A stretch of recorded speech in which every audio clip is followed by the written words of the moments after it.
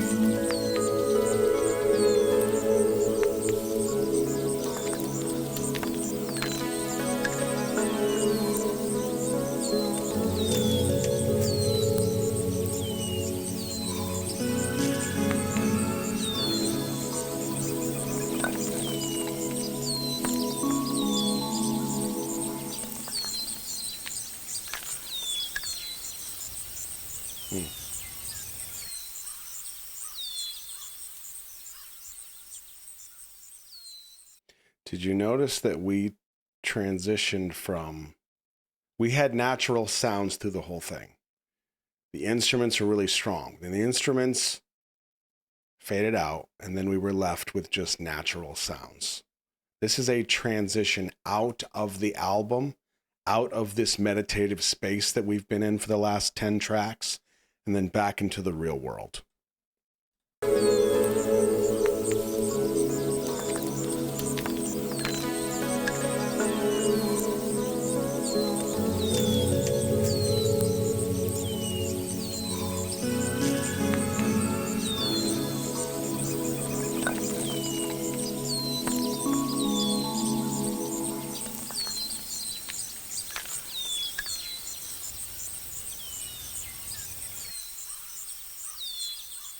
Natural sounds.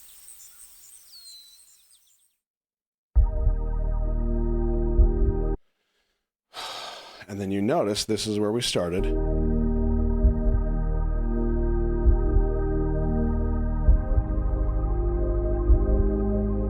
The heartbeat, the meditative space. So we kind of have the introduction, we have the outro, and it's almost bookended with a gentle pull into the album and all of its emotions.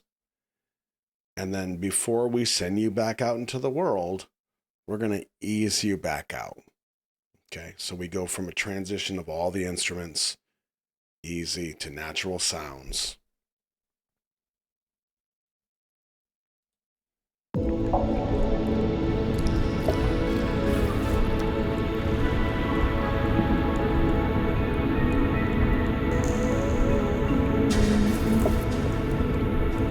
To me, these sudden sound effects also feel symbolic of moments that we talked about. We talked about these tracks being different chapters or different messages throughout the songs of life's moments that we capture through these songs. So in this last track of 2 minutes and 17 seconds, yeah, there's the overarching synth that's kind of covering all that space melodically, but then we get these real sounds that are kind of shaking us real briefly, real bits of chaos. Well, that's kind of what life is like. It's not all smooth and rich and flowing. There's a lot of crazy stuff going on, but you just kind of keep going.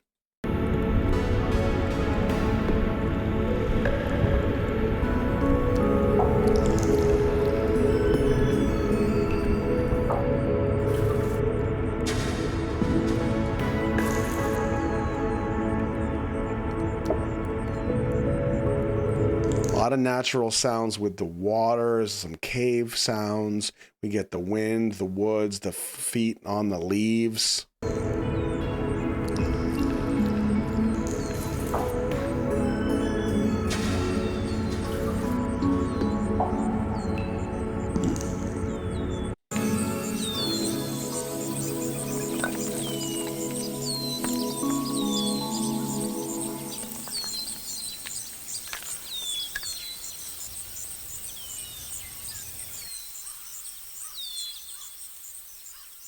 And we end the entire album with sounds of the world.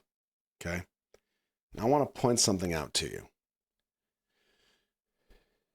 There's a lot of places in the world, and there always is, because people. There's a lot of places in the world you could take a snapshot. This is what life is like. Well, that might be what life is like right there. But it's not what life is like over here, or over here, or over there. Sometimes what can happen as chaos right in this spot is completely beautiful 48 hours later, or vice versa. The human experience is very complex, especially because there's so many of us. But I feel like this album does a really beautiful job of tying together a lot of the pieces of what it means to be a person.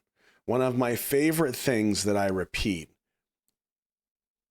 and I don't know who said it, so forgive me, is we are the part of the universe that can feel. This album feels like that should be, like this whole album should be the theme song for that concept. We are the part of the universe that can feel. If I take this album and I go from track 1 to track 10,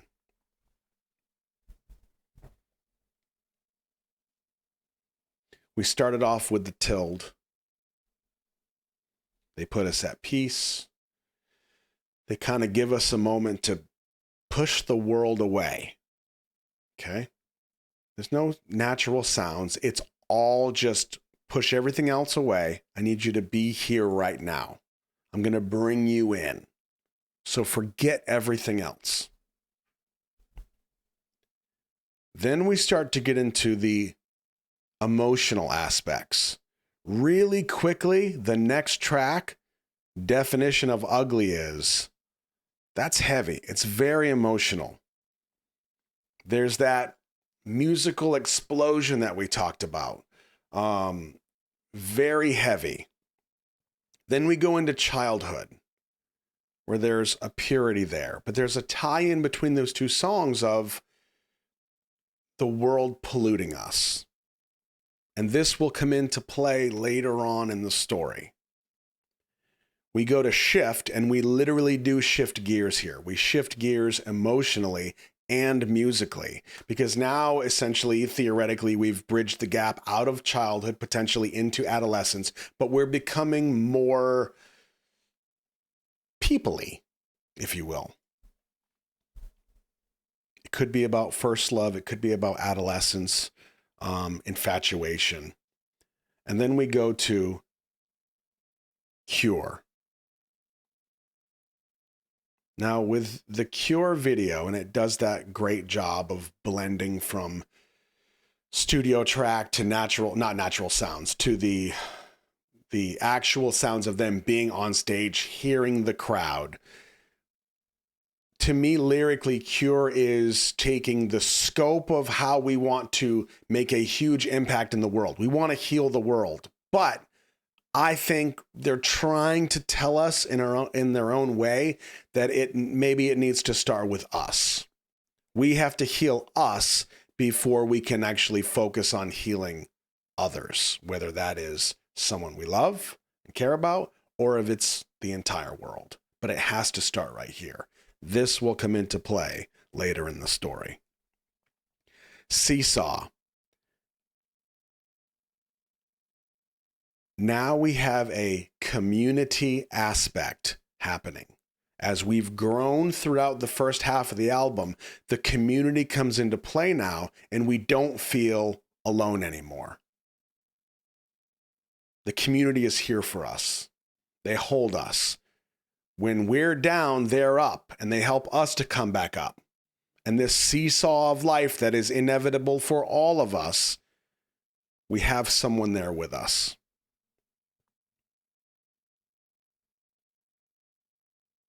Time. Time heals. New chapters. I don't think we need to discuss that further. Hopefully I did not ruin time for you. Yes. Go with the flow. Say yes to life. Say yes to adventure. Sour. There will be moments of regret. And then finally, the last track is just a hyphen. It's a dash.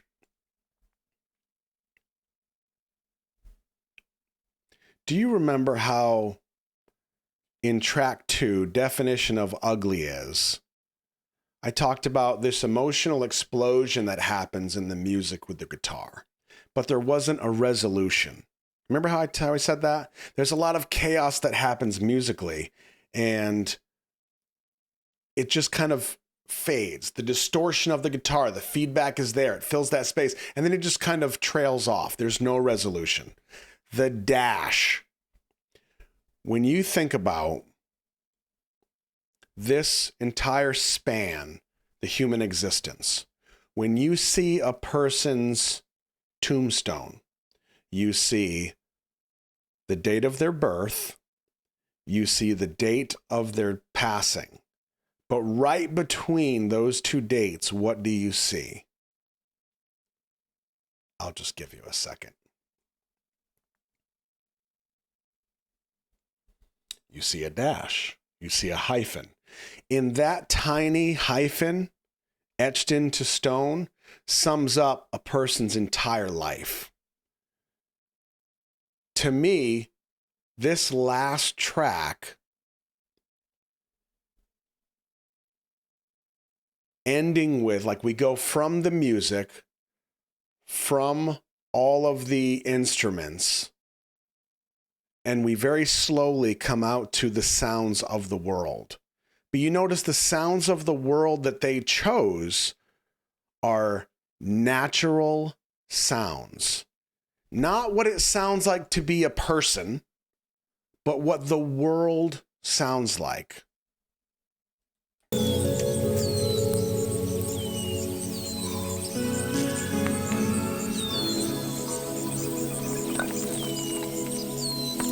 And you notice we hear footsteps too.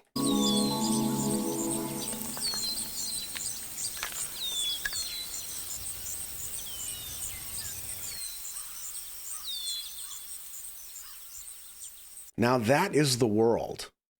It's not life, but it's the world. And we're kind of plopped down into the middle of that as people. And all of us have different experiences. Some of us grew up in cities. Some of us grew up in towns, villages, different languages, different struggles.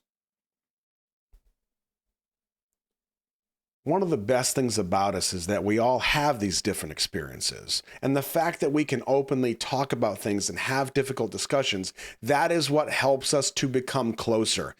Not talking about those things is what brings us further apart. It's a strange irony. This album, to me, I'm going to go back to Madeline's earlier question. Madeline said, but what if my situation can't get any better? It was something to that effect. Madeline, do you remember exactly how you worded that? I mean, I feel like that was the gist, but I don't want to misrepresent what you asked, because I think what you asked is very important. And I think there's something to be learned by all of us here, myself included, and anybody listening to this album.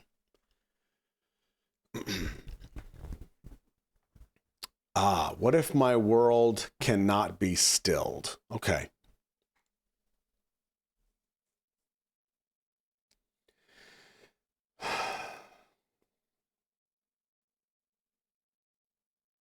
There's three main things that I think the Rose says with this album that I think applies to all of us.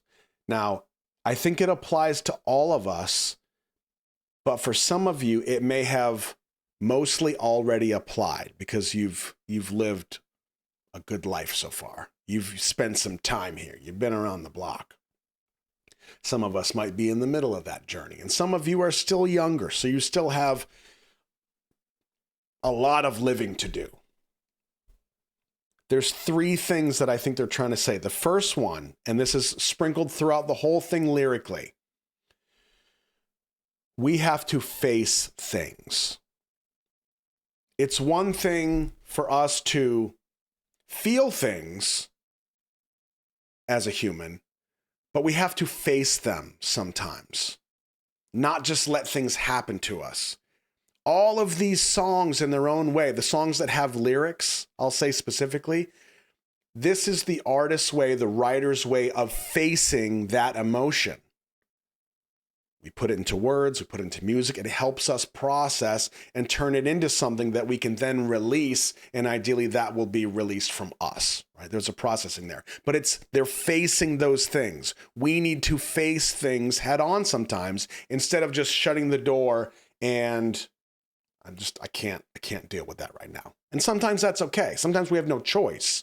But if we expect resolution, we also have to expect the conflict that comes from facing those things, if that makes sense. The next thing I'll say is there's a call to action. Okay. Now, when we were talking about I think it was yes.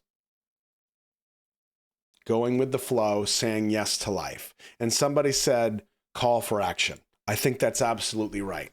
One thing that I can say I am very guilty of, and maybe some of you can relate to this.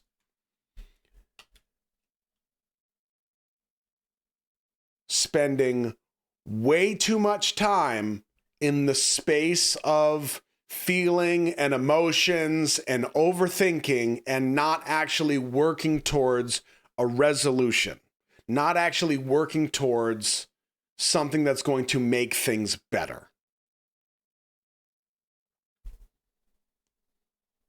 I would like to think that I'm an expressive guy. I'm an emotive guy. I'm open-minded. I try to be. I can be vulnerable. I can be very brutally honest. I was not always that way. But there came a point when I kind of opened up and I realized that I kind of needed to do that. And then it just became the way. However, what I'm learning as I get older is there should be guardrails to that. Now, what I mean is, and I want to be really clear here, I'm not telling you to not feel your feelings. I'm not telling you to not be vulnerable. What I'm telling you is that in my experience as a person, one of the biggest mistakes that I've made is that way too many times I have spent way too much time feeling sorry for myself and making excuses and not actually working to fix the problems. So the pendulum swung all the way towards emotion and vulnerability and introspection and reflection. But it's got to come back, and it requires action. It requires effort. And I know some of you know exactly what I'm talking about. It's really easy as a human to sit inside these spaces and just kind of be. We just kind of exist. I know that. I know how easy that is. And it just kind of happens. It's organic sometimes. But it takes effort. And honestly, that effort really kind of sucks sometimes. It does. Like, it is what it is.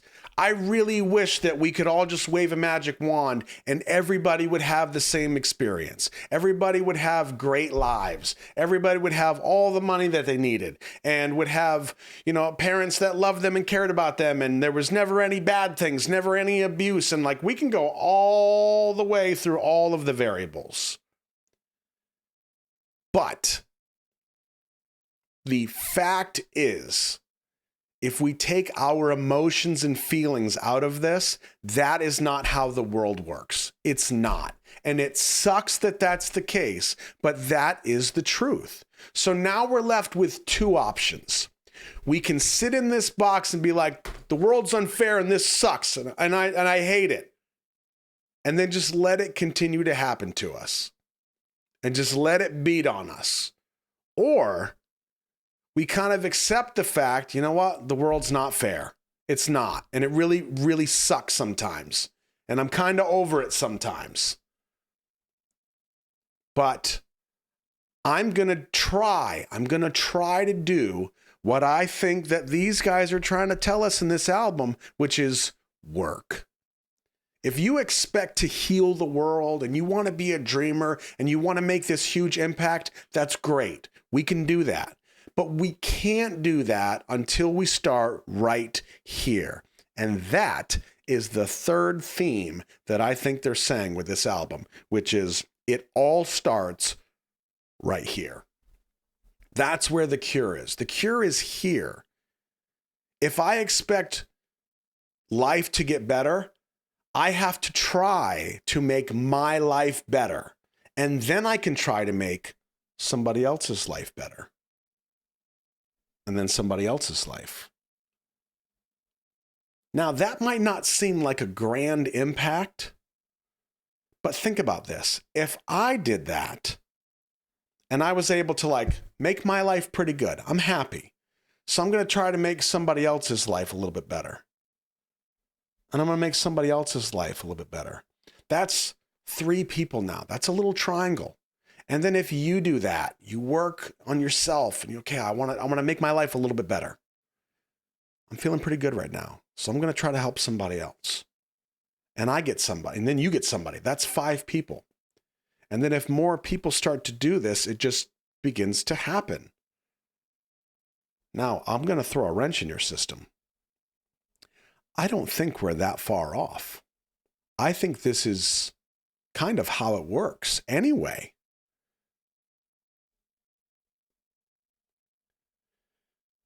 What if my efforts will never be enough? Madeline, there is no enough. We just do. That's it. You just do. If you try to think of the scope of what the perfect life is and what all of these great things that I can do across the world, and you shoot for those stars, you're going to be disappointed a lot because the scale is too big. What has worked for me is taking my life where it is right now and saying, okay, here's my life. What is one thing that I can do that'll just make it 1% better? Just 1%. And I do that thing. And if I repeat that once a week, then in a year, technically, my life should be 50% better. Yeah, that's it. That's all you can do. And even the little victories that we have to, I say we, I'm talking to me too, so I don't want you to think I'm preaching at you. We have to also give ourselves credit when we deserve credit. Perfect example. If I step on the scale, let's say I'm working out, I'm trying to lose weight, I'm eating right, I'm doing good. I step on the scale and I lost a pound. I'm like, I only lost a pound. I step on the next week and I gained a pound. And now my whole world has shattered and I don't know what to do with myself. That's it. I'm over it. I quit. Why isn't it a balanced response? Why are we so quick to beat the hell out of ourselves, but we can't be gracious when we do good things? In my 43 years, I've heard a lot of guardians and parents and teachers legitimately in their own way tell somebody like, good job, or somebody praises themselves like, yeah, this is happening and I'm kind of proud of myself. All right, well, don't be arrogant. Don't let it get to your head. Whoa. Where the hell did that happen? Like, where did that come from? When is it a bad thing that we appreciate ourselves? We appreciate what we do, right? If there's one thing that I know I'm not good at, and I'm sure you can relate to sometimes, is that we're not very gracious with ourselves. We're not. And I think that's something that we should try to do better with. Celebrate the small victories. Don't be so hard on yourself.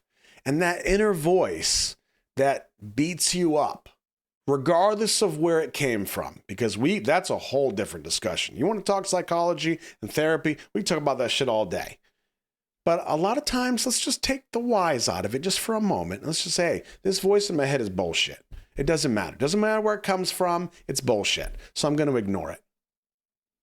If we have the capacity to be grumpy all the damn time and pissed off at the world because it's not fair or because I got a bum rap and like, oh, that's the space we're choosing to live in.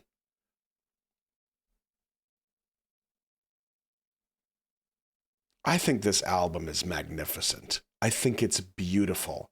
I think the vocals are the best part of the entire thing. But that's not to say that the vocals carry the album. The lyrics, the theme, the way that it's structured, I don't see it flowing from start to finish as a chronological tale. But I do think this album represents a closed package of what it means to be a person. There's some good, there's some bad, there's a lot of struggle. But you notice in the very end, that last track, the one you see right here, remember what the title is. It's the dash. There's no resolution. You might not ever feel like you are healed because healing takes time. You could be healing for your entire life. But don't miss out on life because you're waiting for something to happen.